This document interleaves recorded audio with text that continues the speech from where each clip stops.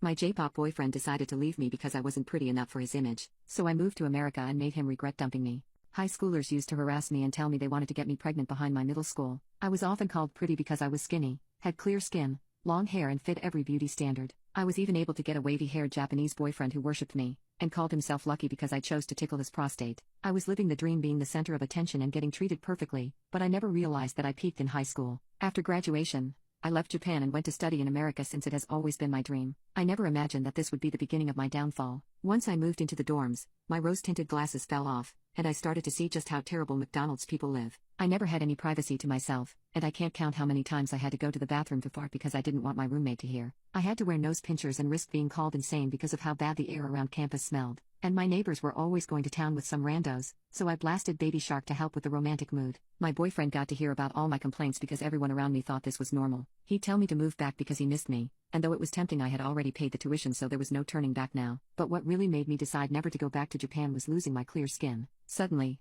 I had blackheads, ugly pimples, and red, dry patches. There were so many pimples that I joked about starting a pimple popping account to pay for tuition. People even laughed when they saw me. Even the supposedly nice sorority girls suggested I use stars pimple patches, but they didn't help at all. I thought if Americans mocked me for my looks, I'd definitely be bullied even worse in Japan. It was tough accepting how much I'd changed. Now, I started avoiding FaceTime calls with my boyfriend because I didn't want him to see my awful, disgusting skin. He'd get upset and say he missed seeing my beautiful face, so I couldn't deny it over the phone too. I would just silently cry to myself about it whenever he said that. I wondered what I did to deserve this, but then I noticed a pattern. All the sorority girls had thick layers of makeup hiding dots, which were obviously pimples, and my roommate spent hours on her skincare routine. Despite that, her skin still looked crusty and full of red acne. She couldn't recommend any good skincare brand because her acne resisted all treatments. With no help from her, I went online to figure out what caused my acne and how to fix it. Turns out, the new food, us makeup, or air quality could have caused my breakouts. I freaked out because that meant I was doomed to live with acne forever.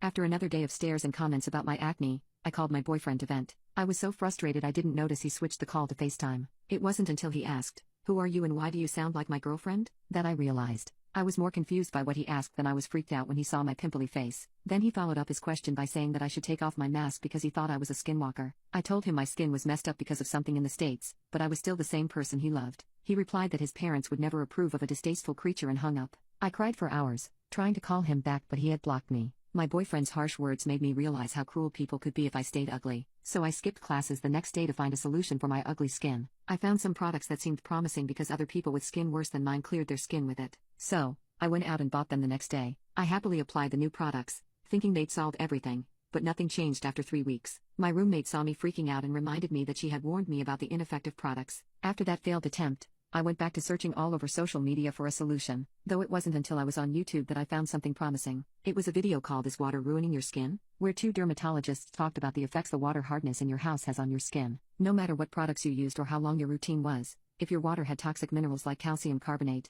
your skin wouldn't clear up and would be prone to breakouts. This explained why I broke out in America but not in Japan, since the water in Japan was very pure but the water in America was harsh and caused pimples. The dermatologists shared studies showing that high calcium carbonate in water can lead to eczema, sensitive skin, dryness and irritation. They recommended getting a water filter to remove the calcium carbonate as the best solution for dealing with hard water. The dermatologists recommended a Q-Refi water filter, saying it was clinically proven to improve the skin in 2 weeks. They also suggested using a clean towel and pillowcase to protect against bacteria. While buying the Q-Refi water filter, I filled out the water report on their website and found out my college's water had chemicals like arsenic and dibromochloromethane. None of those words are in the Bible. Finding out my water had arsenic and dibromochloromethane, which can cause skin cancer and brain damage, pushed me to get the Q-Refi filter, towel and pillowcase. After a week of using the Q-Refi filter, my skin began to improve. The pimples that had plagued me for so long started to disappear, and the dryness that made me feel self-conscious was significantly reduced. Each day, I noticed more clear patches on my face, and I would stare at myself in the mirror to admire the clear parts of my skin because I missed it so much. I looked so good my coochie clenched. I was feeling more confident in my skin, and I even caught myself wondering if my ex would want me back, but then remembered he dumped me for being ugly, so I was better off without his bum. 2 weeks later, my skin was almost entirely clear, with barely any pimples and a healthy glow again after it finally stopped peeling like an onion. The blackheads had vanished, and for the first time since being exposed to hard water, I felt genuinely beautiful. Even my roommate experienced a similar transformation from using the Q-Refi filter. She came out of the bathroom one day, screaming with joy that her acne was finally gone. Her skin was smooth for the first time, and she looked like she just got the best day of her life. She said no product she had ever used had cleared her skin, and I had a feeling she wasn't lying about that. Unlike me, she hadn't bothered with face towels or pillowcases, proving that the soft water from the Q-Refi filter alone was the key to fixing our skin. After seeing our skin, the sorority girls asked us how we had cleared our skin because they were tired of dealing with pimples all the time. We told them about the hard water in our college, and they were disgusted that they had been washing their faces with poop-colored water all this time, so we let them, along with other girls in our hall, use our sink with the Q-Refi filter. To say we've become popular over this is an understatement.